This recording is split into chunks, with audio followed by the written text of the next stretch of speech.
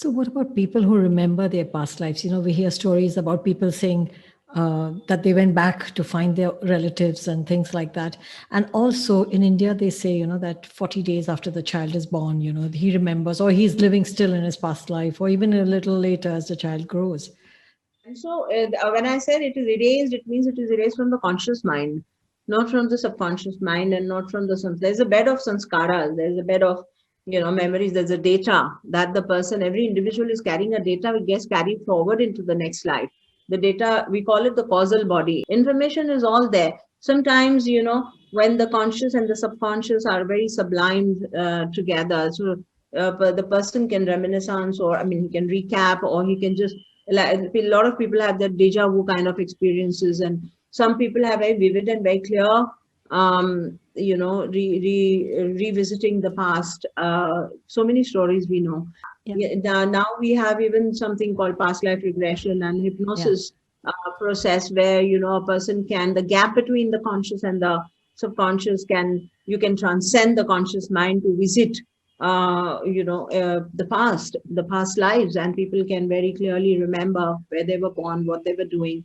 In fact, relationship between present life situations, when you do a regression therapy, then you're able to associate a past event with the present life something, like somebody having a recurring pain in the shoulder could get regressed and comes to know that he died out of a broken arm, or somebody cut his arm, and then he's still carrying the pain, in this Yeah. life. Reincarnation has, yes, so reincarnation has many different endorsing, there are a lot of theories that endorse the reincarnation process and the rebirth. You're born again. There are many, and in fact, that's the only answer. That's the only theory that gives you answers to many questions. Otherwise, there's no logical answer to these things that we were talking about. Also, there are memories that float around, or are the water we drink, the air we breathe, has all been recycled centuries and centuries for centuries. And isn't it possible that someone who is going through hypnotherapy, or who is remembering his past life, maybe just latching on to these memories? Isn't that possible? Yes, that's right. So there's something called individual memory, and there's something called a collective memory. So there's individual causal and there's a collective causal as well. So there's an individual mind and there's a collective mind as well. The individual thoughts that are produced by your own mind, and then there are thoughts that are collectively there in the atmosphere, in the air. Yeah. So when you sit into meditation, and when, like you said, that if I am nobody, I become one, then the collective and the individual become one. So, So there's the thoughts, yeah, the barrier between me and the outside gets over. There you experience the entire universe. like a oneness. Yeah. Like a oneness. Yes, yes. Yeah, so maybe that's what's happening when somebody passes away. I tried one day during meditation, to just, be not there, kind of dead. And what I felt was that, I was there. My consciousness was there. Even if I was dead, or I were to be dead, my consciousness would live on. Yeah, the soul is traveling with the causal body, right? And in the causal body, there are memories and there are individualities of all. There's a very beautiful story.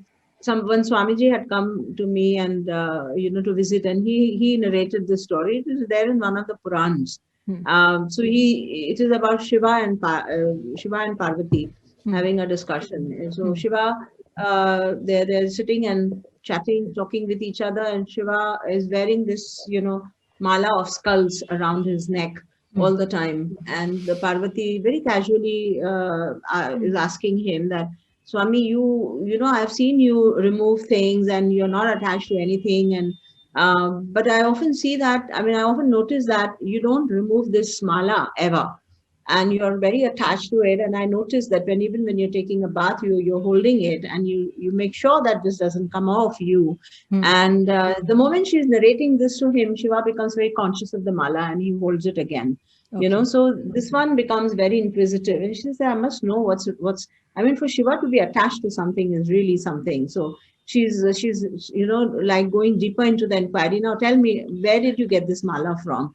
And then he doesn't answer. He said, you can ask me anything else, Priya. I'm not going to answer this to you. So that makes her even more curious. And now she's a kind of jealous also. And she wants to know who's given this to him, and who has given this mala to you? Tell me now. He says, no, I'm not going to talk about this mala. And that makes her very furious. And she goes into a very big cope, and creates a big fuss about, I want to know everything about this mala right now. Otherwise, they're not taking a drop of water also. She makes a lot of fuss. So anyway, he gives in. He says, okay, if you can listen to this, I will tell you what this is.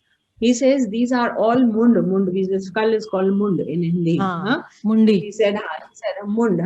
So you see, ये सारे मुंड तुम्हारे हैं प्रिय, ये सारे मुंड तुम्हारे हैं प्रिय, तुम भूल गई हो, पर मुझे तुम्हारा एक एक जन्म याद है, और मैं ये इसको अपने गले से, अपने हृदय से लगा के रखता हूँ, because I love you.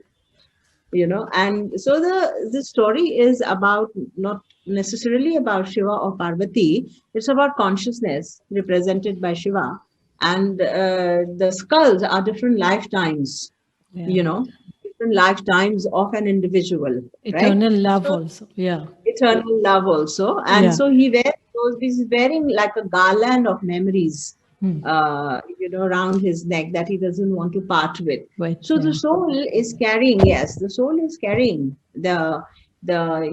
essence of every life, the essence of every life with him, and it's very dear to him, because it is through that lifetime that he shall be liberated. Through these lifetimes that he, yes. So after death, like you said, that when my body is not there, then I'm one with everything. No, you don't become one with everything. You are in the, like जैसे बोलते हैं कि हम भीड़ में होते हैं, पर फिर भी individuality maintain होती है. Soul की individuality जब तक वो liberate नहीं होता है, maintain होती है. Yeah, unless he merges back into the universal consciousness, until that time, that means kaivalya, complete emancipation. Okay. Until that time, individuality remains. There might be somebody who's crying over what we were in our last birth, and here we don't even remember, and somebody is sitting there and crying. It's very meaningless, Sima. Very meaningless, I'm telling you, because the soul has gone, and the soul has gone on its onward journey, and reincarnates again, takes another birth, and there is joy there. When the soul takes another birth, there's joy there. There's joy not only in the soul itself, but also in the new individual which has been born, but also around, and fresh bonds of love, and so the love is a continuity with the soul, Correct. Yeah. And it has gone ahead on the journey. So those who are crying here behind, for someone loved one which is gone, you're actually crying on your own memory. You're not crying on the soul. The soul is enjoying, is rejoicing. But another birth and another. What about a soul who has, they say some people pass away with a lot of, it was not their time, say. I'm just giving one example. Maybe they were not meant to pass away at that time, and they move on. And then one says that they stay back to, No. So how do we feel these? So how do we feel these? How do people get these? They say some signs, a butterfly came by, or some say that I felt the presence. They're fragments of the soul. The soul is God. I'm sure you believe this. That soul is God. Soul is the consciousness itself, and there are fragments of the consciousness that can anytime fly and can touch a wailing partner, or can, like for instance, somebody's wife dies or a husband dies, and the wife is behind crying, and in sadness, the husband's soul can fragment and can come to solace, can give her a vision also, can actually appear also, etc. Though the soul which has reincarnated may not know about it, we call it soul loss. The shamans, explain this very well. The shamans say that the soul can fragment and can touch upon the previous lives, and can still be lingering as fragrance in someone's life. It can do that. Okay. Whereas the actual soul has taken birth again and has restarted another life. Right. So, it's not a cake, a piece of cake that can, half of it has gone. So there's a very little. Consciousness is expansive. It's very Yeah. expansive. So even if a fragment of it is still lingering with the old wife who's crying, the soul has actually taken rebirth and has reincarnated into another family, and the individual may not even be aware that a part of his soul is still around someone from the previous birth. Previous birth. Yeah, yeah, So, yeah. so that you told me earlier that there are more energies around than people. So, how do you explain that? Because if they Yeah, are so all, it's the fragments you're it's talking not. about. No, no, not fragment, even real soul. Sometimes there's a lot of waiting. The emotional body, they say that the theory that we have here in India, says that the emotional body sometimes is attached to the soul. The subtle body is still attached and it's not completely given up, until that time that the soul is completely free from the old emotions. It doesn't reincarnate. So sometimes people don't reincarnate immediately.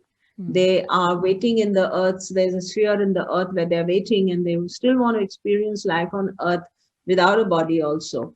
And we need not call them ghosts or we need not call them spirits. We can just call them beings, subtle Yeah, beings. subtle That's a more being. respectable term. You're right. Subtle beings, and they're not harmful. They're nothing. They just linger around like oxygen and hydrogen atoms are. They just linger to let the essence of their old life go, and then they. So we have all these chotha and the terama and then shrad and all of these that we do for those who have departed. All of these energies, are the mantras that are chanted during these rituals are all done to remove the subtle body so that the soul can go ahead on the journey, Journey. and it Right. doesn't, it loses the attachment that it has with earth as well as with the people, especially in untimely deaths Yeah. and accidents, and, when people are killed or die accidentally or fall off or so these souls, it's very shocking for them. Like you said, Yeah. when the time is not yet right, is not yet to die, and yet somebody dies out of a sickness or anything. So they linger around for a while. The universe is very compassionate. It has a home for this. There's a strata. There's a sphere, where Right. all the pitrus and all the departed souls can rest and can before they reincarnate again. Oh, that's beautiful. And Yeah. Yeah. yeah, yeah.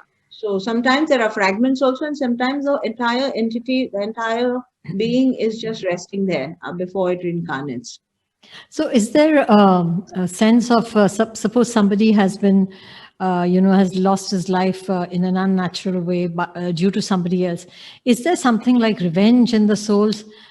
I'm going to avenge while I'm waiting in that strata till I can Huh. fully. Can be, it can be, It it can can be be, but yeah, it can be, but that's rare.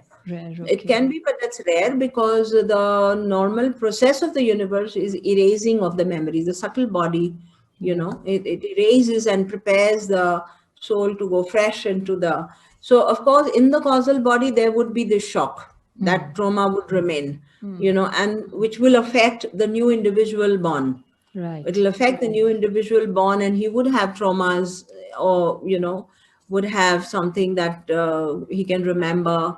I mean, a lot of people are born with phobias and all. That's how Right. they become Right. Yeah. shocked that they remember again. Yeah. So like that. But this vengeful thingness about the soul, waiting there to take with vengeful thoughts or waiting there to avenge is that is rare. That It's is rare. rare. Okay, okay. Yeah, that's what I was just checking. And you said before you were born, there might be a blueprint, But who makes Yeah. this? I mean, it's okay to say there is, and I do believe there is an energy, and there is God within us, and but who is this mastermind? I mean, who's making all this happen? Whom are we answerable to? Who decides karma is bad or good? So, yeah, so the human body is a self-monitored, independent, flawless machine. That's how we have been designed by God. The human body is a self-monitored, independent, flawless machine where every thought and every action is self-recorded, and soul is sitting inside the body, ensuring that all of this is recorded. is such a mind-blowing system. Such a Absolutely. mind-blowing system. Yeah, there isn't anybody outside recording anything that you're doing. It's recorded inside. So, Right. but That there's no chip. escape. Yeah, that chip. There's Yeah. no escape to this. Yeah, and there's no flaw. It's a flawless, self-monitored, independent machine. Yeah. Imagine. And it's like instant karma. Karo and It's bharo. like it. Yeah, yeah. It You gets know? it tuck, tuck, tuck, tuck, tuck, recorded. Everything recorded. Yeah. Right. So then, coming to something which we had discussed when I had met you that time, it was related to my book, and in many movies, because I hopefully want to connect that point here, because our Indians are very influenced by our stories and our films. You Yeah, know, yeah, yeah. what was that? Shruti Vakya. जो Shruti कहानियां बना Vakya. के जो देते हैं, हाँ. Is it like as if soulmates, soul twins exist? Yeah. Yeah, so it's a Western concept of soulmates, We don't have this in India, but there is a science to it as well. It's not that it's completely baseless. So this fragmenting of the soul, what we say, somewhere on the journey of the soul, sometimes, the soul can fragment into two and decide to live two lives, you know. So there, the soulmate ka concept can come, but this is not something that happens every day. And this whole thing about I'm waiting for my soulmate, there isn't anything like a soulmate. Yeah. See, the soul is wedded to himself. So Right. Yeah. आपका जो soul होता है, it's wedded to himself. It's already a yin and yang. It's Right. already a two polar. Yes. So there isn't anything that it is waiting for. You as an individual, we create these concepts, to feel completion. And in fact, those ones who evolve and who transcend this entire play of whatever is happening here, when you transcend this and when you go into reality, you become so wedded to your soul that you actually have found your soulmate, or you found your other. You find your other. So the search for a soulmate outside is very baseless. It's very baseless. It's not absolutely got no base. In very rare cases, and I mean in millions, maybe sometimes this fragmenting concept can happen. Right. And then some very rare souls, जैसे हम लैला मजनू क्या वो Shri Farhad. Shri Shri. Farah, इनके नाम लेते हैं इनको, या उस टाइप के को भी होते हैं एक आध कपल्स कोई, पर ऐसे नॉर्मली सोलमेट का इंतजार करना या किसी को ब्रांड कर देना ये मेरा सोलमेट है, it's just all cooked in the mind. Yeah, I suppose when you're 17, 18, your soulmate is there. And then by the time you're 40, you say, who the hell is that? So the mind cook kiya hua hai. That's Yeah, the thing. that's Yeah. true. Actually, you are wedded to yourself, Seema. Right. This is the fact. Every being is so wedded to himself, and as he goes more and more into the exploration of his own soul, he doesn't want anybody outside. Aloneness is not really loneliness. Loneliness, no, Yeah, it is not. it is, True that. because you become such good friends with your soulmate, Yes, within yes. you. So what about these films that come? You've seen Madhumati, Kars. This is all, but they have to have come. Reincarnation. Now, if you listen to someone like, say, Sahil Ludhianvi's, there's a song in the movie Ghazal. In that, he has written in the lyrics, what is real, what is a dream, we don't know. At that time, they were still thinking, Yeah. and today we are still thinking of the same thing. We have no clear answers. Yeah. And there have been philosophers. अब कितने हमारे पास जितने philosophers हैं, अभी रूमी हैं, कबीर दास जी हैं, ये कौन से जमाने में थे, Correct. गुरु नानक जी हैं, they are all philosophers and they've spoken about the real and the unreal. Adi Guru Shankaracharya, so many years back, has written more than 600 compositions on Advait Vedant, so many compositions. So the thought, the real and the unreal, this has been intriguing from the very beginning.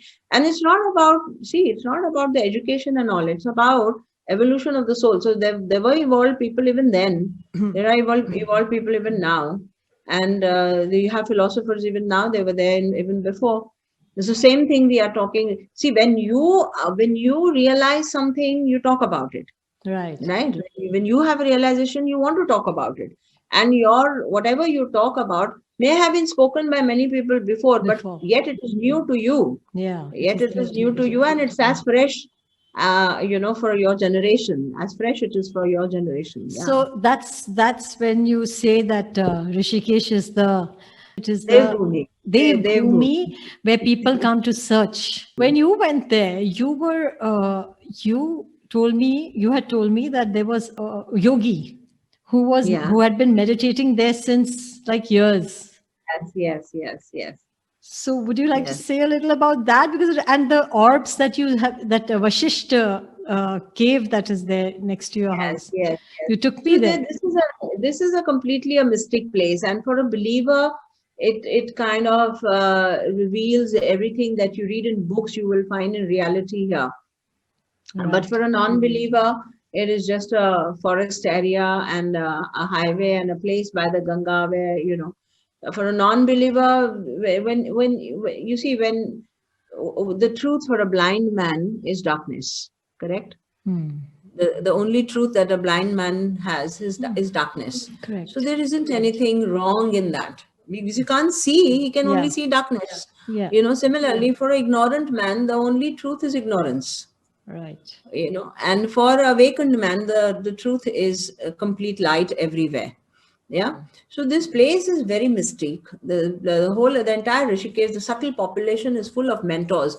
All those who depart, in self-inquiry, and those who depart when they leave their human body and they finish this life is over for them, they don't want to go into the ignorance energy again. They Again. would love to, if they're there still on the earthly plane as subtle beings, they love to stay also in places of high vibration. So, Correct. in along the Ganga, you have a lot of sadhus and sages who have departed and not yet reincarnated. And they bless and they inspire, they motivate, they subtly guide, they show the light to seekers like me who come and, start living here. Living here. So there's a lot of guidance and there's a lot of transmission of knowledge that subtly happens, when in places like this. And reincarnation is for us, it's a conviction. For us, we thoroughly understand. Because for a person like me, um, uh, for someone who was not academically very brilliant, I was okay in my Don't studies, believe that. and Yeah. Yeah. yeah, and over the years, in a span of say 20-25 years, there has been recapping of all the wisdom that I brought forward from the previous birth. Right. Subjects like astrology, I teach more than 50-60 different divinations and different healing therapies that in one lifetime one cannot master. And especially for somebody who is not academically very bright, it's not possible to master. Where I teach all these subjects with absolute certitude and with a lot of expansive research oriented talks. Yeah. So when I'm talking and when I'm teaching, I there's somebody in me who's watching and is hearing that, where is this coming from? Right. There's Yeah. somebody in me who's watching. So where is this coming from? There are Absolutely. sometimes I say things that I haven't read. I Okay. say things that I haven't read. So there's a continuity of life. We are in certitude. And when you come in certitude, you actually break the wall between the past life and this life, and it all comes together. It comes in a flow. You can utilize these, in fact, the continuity can be utilized for your growth, for your wisdom, etc. How When people become prey to that understanding of just this limited life, then they are losing contact with their past education also. Yeah. They're losing out on so much actually, because if So there much, so is, much. as you say, Yeah. I mean, I know of people who have sometimes said something which, like you said, where did that come Yeah. from? You know? Where does this come from? Yeah. Yeah. Yeah. So really, when I was there also sitting, we had gone to those so many steps we had to climb for the Vashisht cave, I think. Yes, yes, Vishikta Cave. And we Yes. had sat by the Ganga, and I have pictures where you've clicked the pictures, and I'm sitting on a rock with a Ganga flowing behind. And there's a shape, a kind of a shape in all of them. I never told anybody that because I was, I thought something's wrong with me. But there is that shape. I will show you the picture one day. I'll send it to you. Wow. Yeah. My camera's gone off. They want me to talk about the shape. So, Chalo. We'll catch up again and All I'll right. connect again. thank you Right. so Bye. much, Ma. Bye. Bye. Hope you enjoyed this conversation with Ma Gyan. Next week, we are in Cognizance with a very, very special guest all the way from New York, Mr. Hans Wilhelm. Do come on board and share your experiences too. Email us at takeontheuniverse@gmail.com. Bye for now.